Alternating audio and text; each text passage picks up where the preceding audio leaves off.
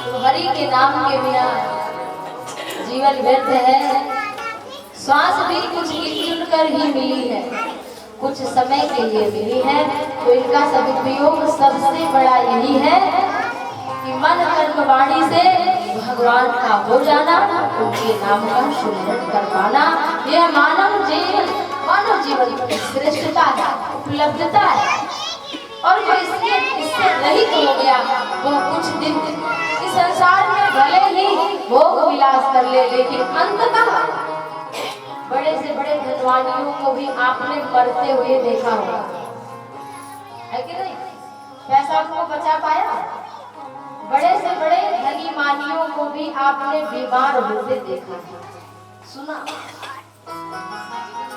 तो ये कोई राजा हो, विद्वान हो, सम्राट हो, ज्ञानी हो, विज्ञानी हो, लेकिन काल नाथ सकल जग काल कलेवा। नाथ सकल जग काल कलेवा, ये सारा संसार काल का कलेवा। चले जाओ अस्पताल के बाद स्वर्ग विमान लाइन से लगेगा। हम सभी बड़े भागी हैं इस समय प्रभु की कथा, आत्मचिंतन, भगवान का नाम समर्पण का। इस समय कितने लोग इस समय प्राण छोड़ आत्मा उनकी निकल रही है, यह देह त्याग कर रहे हैं। इसी समय कितने लोग आ रहे होंगे, जन्म ले रहे हैं। कितने समय एक ही है लेकिन रंग अनेक। कोई रो रहा है, कोई हंस रहा है। किसी के घर 100 पड़ा है होगा, इस समय जा रही होगी गाड़ी, किसी घर पहुंच रहा होगा। हम सबके घर में भी वही होना, एक दिन होना ही होना है। कुछ समय के लिए है कि कभी खुशी आ गई तो हम सब मिलकर बड़ा हमारा तो दो संग धीर धर्म मन माही और सुख हर्ष जड़ दुख भी। तो यह परिस्थिति पैदा करने के लिए ही तो पता है भाई, ये परिस्थिति आपके भीतर पैदा हो जाए, क्योंकि जितने आपके घर के लोग हैं सब मरने वाले हैं, स्वयं हम आप भी मरने वाले हैं।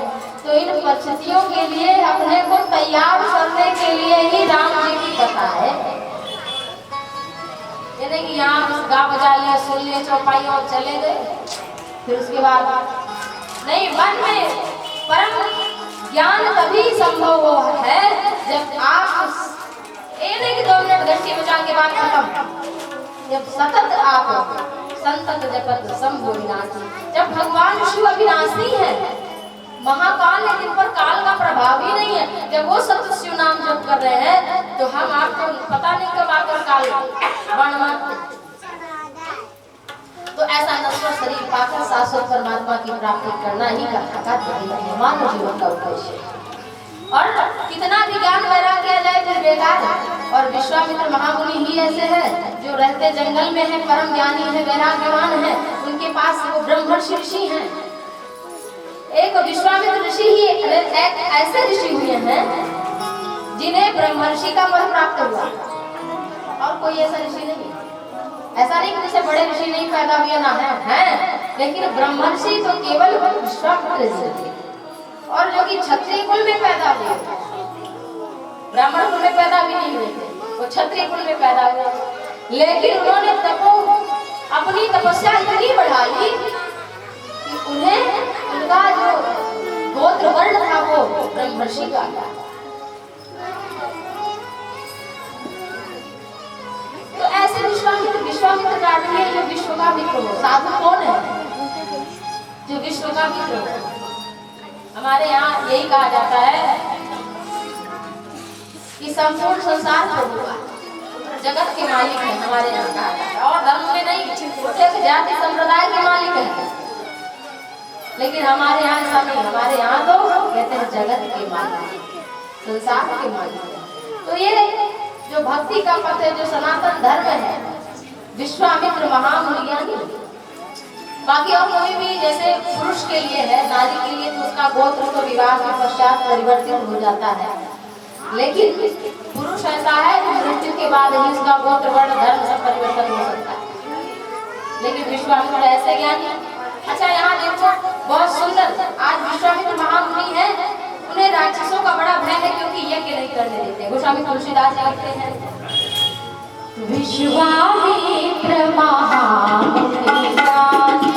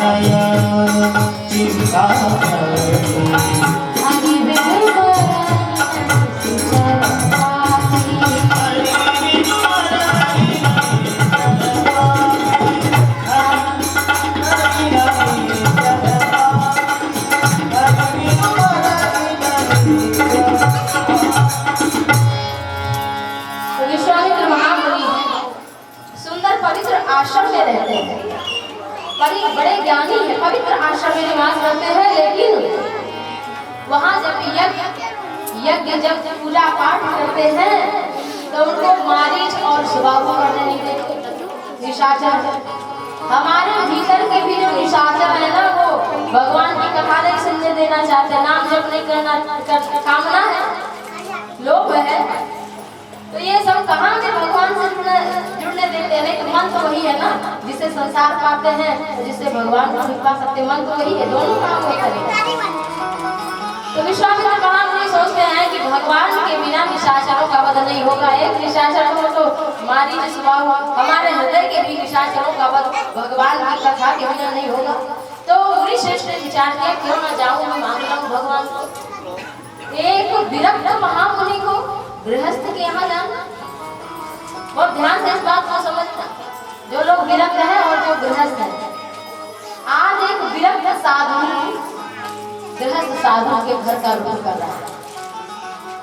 अब महिमा इसकी बढ़िया बताइए, गृहस्थ की है कि विरक्त? ऐसे तो विरक्त की कही जाते हैं भाई, विरक्त साधु, लेकिन भगवान कहाँ है? गृहस्थ के यहाँ, जहाँ एक विरक्त साधु भीख मांगने के लिए जा रहा है। ये बहुत बड़ी बात है। तब मुनिवर मन की विचारा प्रभु अवतरे उभरन महि एवं मिस लेखो पद जाई अवकर मिलती आनंद होता। जाकर के इसी बहाने भगवान के चरण कमल का दर्शन करूंगा, जो समस्त ज्ञान और वैराग्य सकल गुणों के धाम हैं, उन प्रभु को मैं इन नेत्रों से आज भरकर देखूंगा। जो मन रूपी नेत्रों से जिनको अभी तक जंगल में देखता रहा, अब उनको इन नेत्रों से बाह्य नेत्रों से देखूंगा। ये विचार करके कमंडल उठाया और अयोध्या की तरफ प्रस्थान किया। ऐसे रास्ता पार हो गया कि पता नहीं चला, क्यों राम जी से मिलूंगा तो कैसे मिलूंगा, क्या कहूँगा, कैसे होगा। जैसे सांसारिक व्यक्ति गाड़ी में बैठता है तो सोचता है कि अभी मुझे वहाँ उनसे उधार लेना है, तो वहाँ जाना है, तो फिर वहाँ जाना है, फिर इतना पैसा कमाना है, इतना बढ़ा लूँ, इतना करूँगा तो इतना बैंक बैलेंस बढ़ जाएगा, उनसे इतना मांग लूँगा, इतना दे दूँगा। सांसारिक व्यक्ति और कब रास्ता पार हो जाता है पता नहीं चलता। ऐसे ही भगवान के भक्त कब रास्ता पार हो गया पता ही नहीं चला। तो बहु विधि करत मनोरथ और जात लागी नहीं बार, बहु विधि करत मनोहर मनोरथ जात लागी नहीं बार। और करि मज्जन सरजू जल गए को दरबार। विश्वामित्र महामुनि अयोध्या में जब पहुंचे, बहुत प्रकार के मनोरथ करते थे। हम लोग संसार का मनोरथ बहुत करते थे, ये हो जाएगा वैसा। एक तेली था, तेली तो तेल बेचने निकला, बड़ा गरीब था, कुछ खाने मटके में तेल लेके निकला, एक मटका तेल उसके पास था। तो अपने सिर पर मटका लेकर के बस यही सोच रहा था, शादी हुई, एक मटका तेल अगर जीत गया तो मैं इससे फिर एक गाय वो मन में चल रहा है, उसकी है कुछ नहीं, मनोरथ कर रहा है। एक गाय खरीदेगा और गाय का दूध बेचेगा, फिर जब दूध थोड़ा बढ़ेगा तो उससे 2 गाय लेगा, फिर ऐसे ऐसे गाय बढ़ा के फिर धीरे धीरे 2-4 घोड़े ले आएगा, गाय घोड़े भी हो जाएगा। फिर मनोरथ कर रहा है, कुछ नहीं ना कुछ होने वाला, भी पता नहीं कब गाय खरीदेगा, कब बच्चा देगी गाय, कब दूध होगा, कब बेचेगा, कब गाय और बढ़ाएगा, भगवान जाने मन में सब सोचता है। फिर सोचता है घोड़े हो जाएंगे तो फिर 2 घोड़ों को उनमें से जब ज्यादा हो जाएगा तो निकाल देगा, मन में सोच रहा है। और घोड़े तो अगर बिक गए तो बढ़िया 2 कमरे का मकान फर्स्ट क्लास बना लो, मन में चल रहा है, कुछ नहीं है, पता नहीं कब होगा। और फिर सोच रहा है फिर तो ब्याह करूंगा, ब्याह करने वाले आ ही जाएंगे, घर तो है बढ़िया इसमें, और जब शादी होगी तो 2-4 बाल गोपाल होंगे, मन में प्रसन्न हो रहा है, बहुत खुश हो रहा है। फिर जब बाल गोपाल होंगे तो जब उसकी माँ मुझे दे जाएगी खिलाने के लिए, लाला को खिलाओ, तुम्हें ले जाके उसकी रोटी में धम मस दे दूंगा, लो तुम्हें खिलाओ, तब तक वो मटका ही पटक दिया,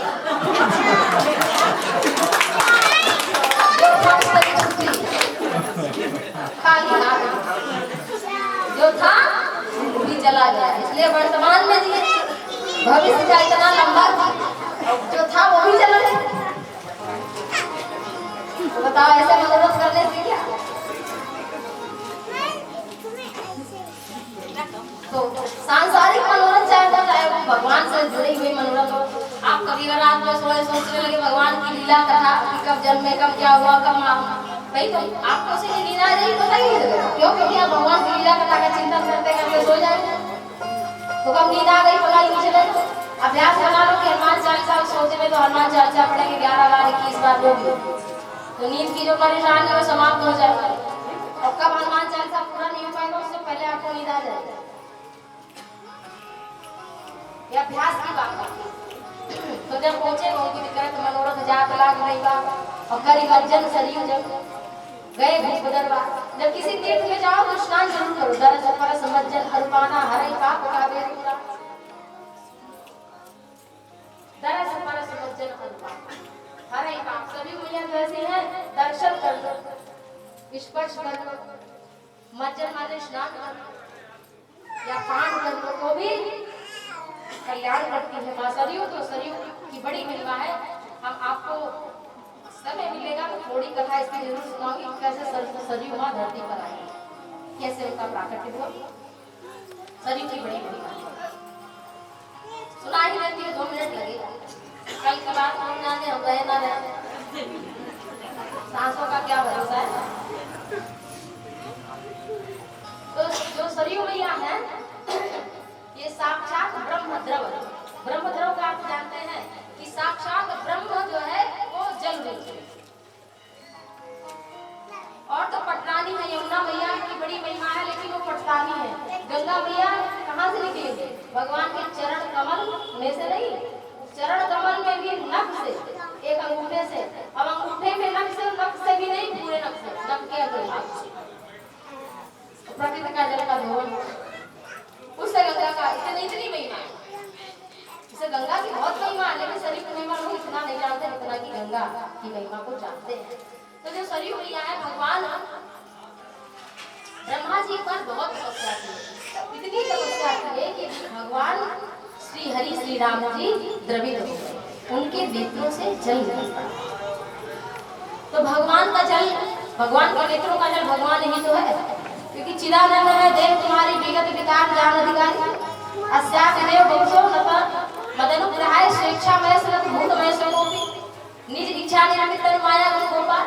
तो भगवान का चाहे आंसू हो चाहे बाल हो, चिदानंद है। चिदानंद मतलब जानते हैं आप? मांस हड्डी नहीं, वो नख से लेकर शिखा तक सब राम ही है। जैसे आप सब दीपावली में मिठाई खरीदते हैं, वो वाली चिड़िया और हाथी घोड़ा सब नहीं बना रहता चीनी का।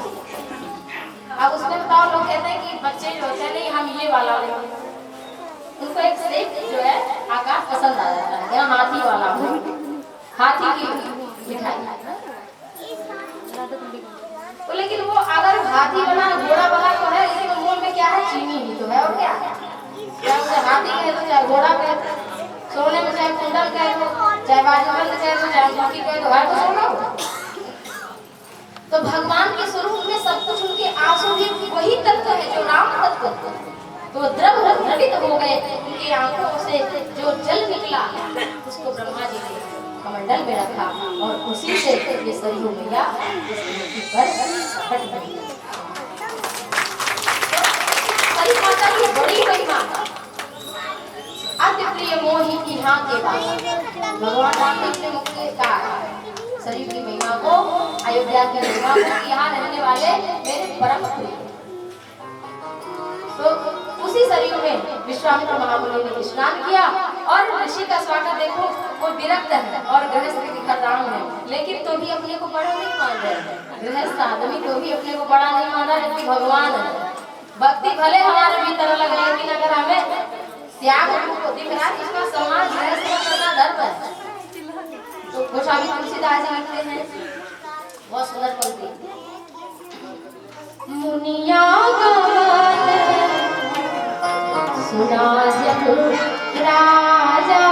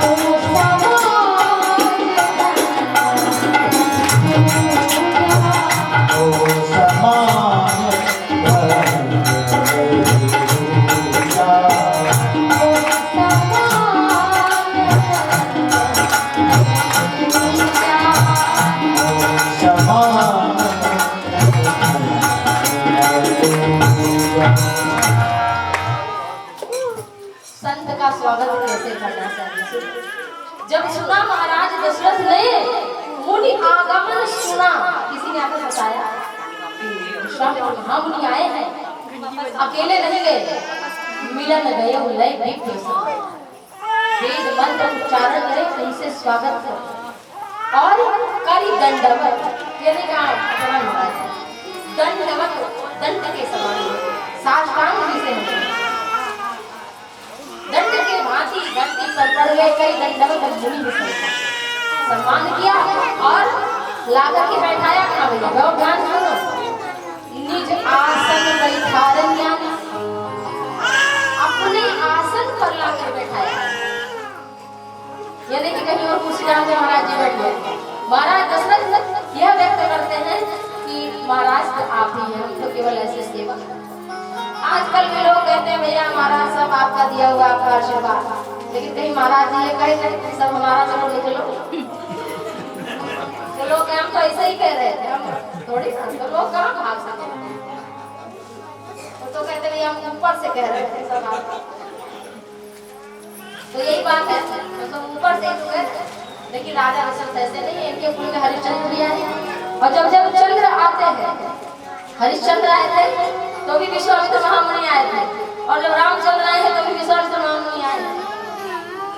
लेकिन जानते हैं कि कुल की मर्यादा क्या, सिंहासन मांग लेंगे तो ना नहीं करेंगे दशरथ जी, हम लोगों की तरह थोड़ी ना क्या बस महाराज जी सब आपका झूठ है।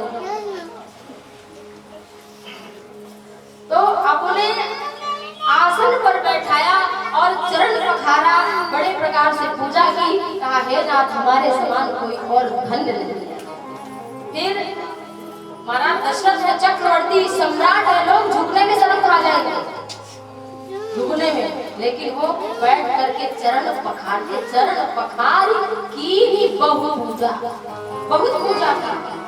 आरती की, अर्घ दिया, फूल चढ़ाए, माला अर्पित किया, दक्षिणा प्रदान की, गोदान किया, सब प्रकार का दान किया।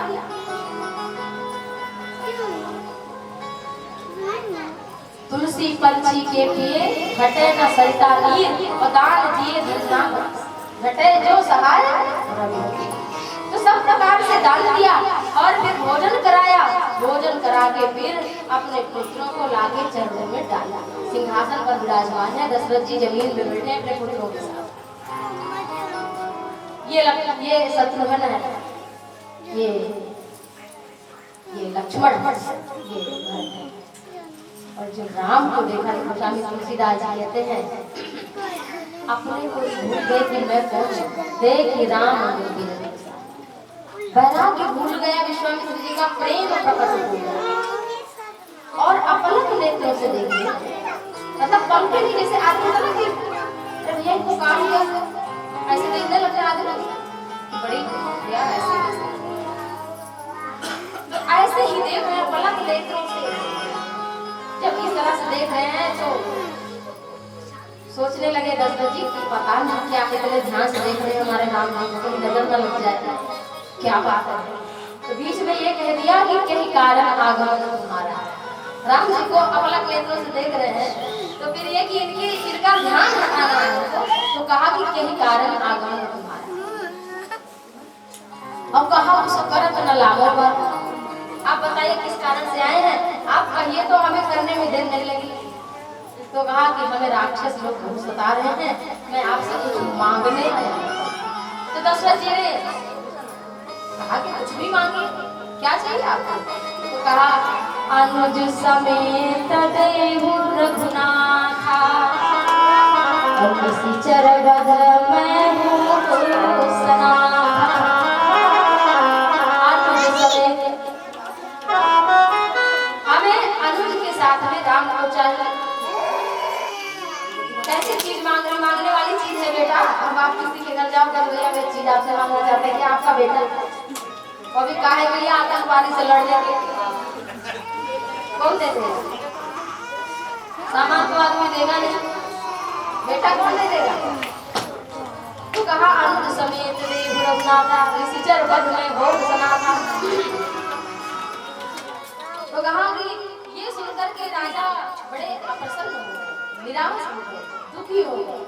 कहा सुनी राजा अति अप्रिय वाले उनको अच्छा नहीं लगा, क्योंकि राम कोई मांगने वाली चीज है। कोई कहे भैया दे, और भजन में बंटवारा कहाँ होता है, सबसे बांट लेंगे लेकिन भजन नहीं बन सकता।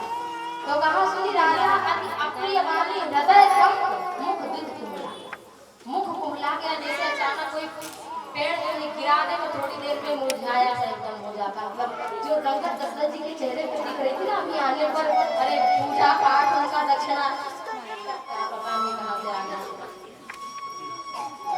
क्या मांगी जाएगी। तो कहा कि देह प्राण ते प्रिय लक्ष्मणानि, सो मुनि देव निमिष एक मांगक भूमि धेनु धन घोषा, और सर्वस आयु देव सहरोसा। देह प्राण ते प्रिय लक्ष्मणानि, सो मुनि देव निमिष एक माही। देह और प्राण से क्या बढ़कर है, लेकिन राम कौन है, प्राण नहीं है, प्राण के जीव। राम को प्राणों के प्राण अर्थात आत्मा है। प्राण देह प्राण में प्रिय लक्ष्मण, देह और प्राण से प्रिय अपना भी है सबसे ज्यादा आदमी। अभी ये क्या अभी सांप निकल आवे तो सबसे पहले आदमी खुद भागेगा, खुद भागेगा तो ये नहीं कहेगा भागो सब सांप आया, पहले वो खुद भागेगा। तो देह प्राण से प्रिय लक्ष्मण कुछ नहीं है। हे महाराज आप कहो तो मैं एक पल में दे दूंगा। सो मुनि देव निमिष, निमिष माने पलक झपकते, जितनी देर में पलक गिरती है उसको निमिष कहते हैं। इतनी देर में दे दूंगा संपूर्ण राज्य पृथ्वी गोधर गजधर सब कुछ लेगा। लेकिन राम सब प्रिय मोहि प्राण समान है, लेकिन राम के समान, राम को मैं नहीं दे सकता। ऐसा जब सुना तब वशिष्ठ जी को बुलाया गया कि रघुकुल रीति सदा चल आई, प्राण जाए और वचन जाए। पहले तो कहा जो मांगो दे दूंगा एक पल में, और आप मांगा तो कह रहे हो कि ये वो बता रहे हो दुनिया भर की बात। तो वशिष्ठ जी को बुलाया तब वशिष्ठ बहु विधि समझावा, निप संदेह नाश कह पावा। क्या समझाया वशिष्ठ जी ने कि विप्रधेनु सुर संत लीन मनुज अवतार, निज इच्छा निर्मित तन माया गुरु गोपाल, भगत भूमि भूसुर सुर विसुर हित लागी कृपाल। तो कहे ये भगत भूमि भूसुर वही बात, ये अध्याकांड में दुआ भगत ये भूमि भूसुर सुर हित लागी कृपाल। करत चरित नर अनुभव सुनत मिटे जग जाए। तो वही बात यहाँ पर भी है कि ये केवल आपके पुत्र नहीं है कि यहाँ आए खेले बड़े राजा भय और चले। अरे ये तो ऐसा चरित्र करने वाले हैं कि इसी के लिए इनका जन्म ही हुआ है। भले आप यहाँ तपस्या से आए हैं, बहुत समझाया और अपने बारे में कि मैं उपरोहित पर पद नहीं ले रहा था। तब फिर ब्रह्मा जी ने कहा बेटा राम स्कूल में जन्म लेने वाले हैं। वो सारी कथा बहुत विस्तार से सुनाई और फिर दशरथ जी को ज्ञान हुआ। अज्ञान किससे मिटता है? ज्ञान से। कितना भी अंधकार हो, जहाँ कभी प्रकाश पहुंचा ही ना, वहां भी और सूर्य की पहली किरण उस जगह पर पहुंचे तो वहां भी प्रकाश हो जाए। तो ऐसे ही अज्ञान का नाश हुआ और फिर कहा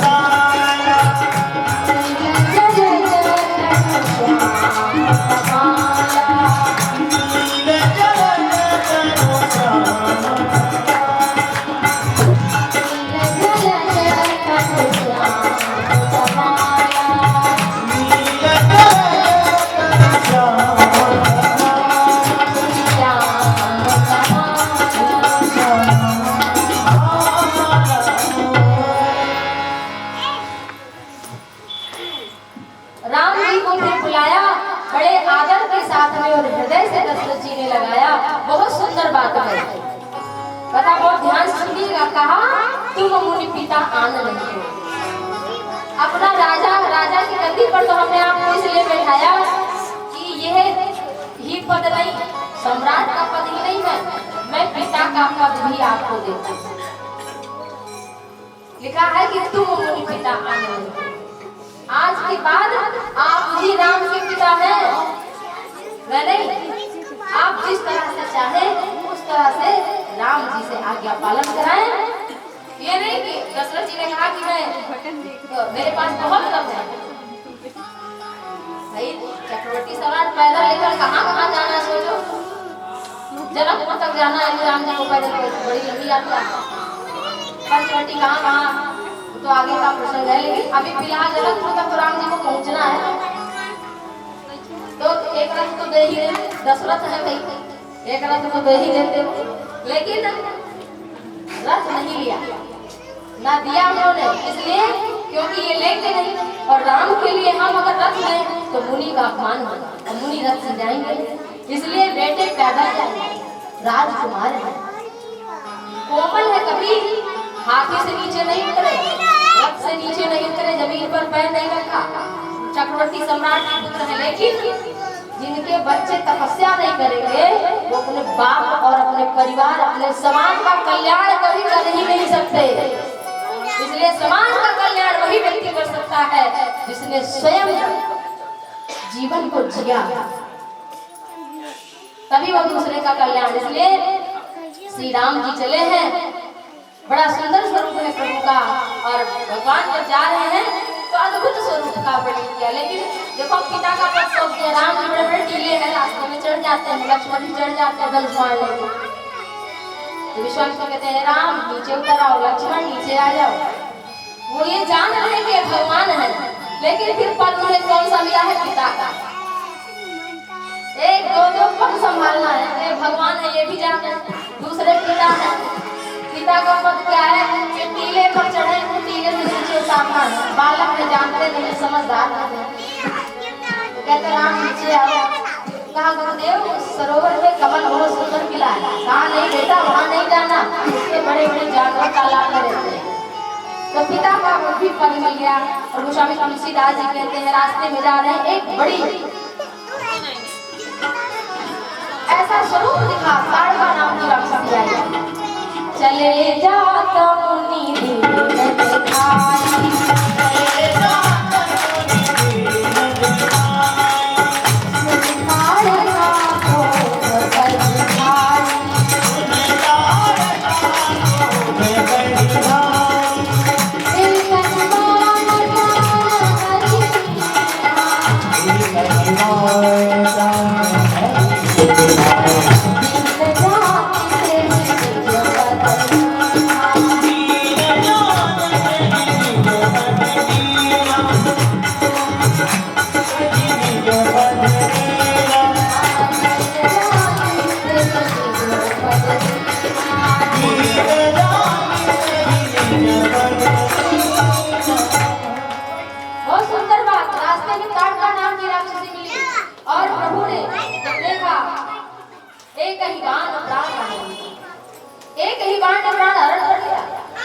और दीन जान कहीं जो पद दे। क्या जाना दीन? हम राक्षसी कहाँ से दीन है? वो तो इतनी तगड़ी, इतनी सामर्थ्यवान, बड़े बड़े लोगों को खा जाती थी, लेकिन गोस्वामी जी लिखते हैं दीन जान, ये बड़ी दीन है। और कहाँ से दीन हुई? तो गोस्वामी तुलसीदास जी ने कहा दीन इसलिए कि भगवान को देख करके भी जब क्रोध बना रहा, क्रोध होकर ही था। जब भगवान साक्षात प्रकट हो और फिर भी क्रोध बना रहे, तो भगवान भी जान लेते हैं कि मेरे अतिरिक्त इसका कोई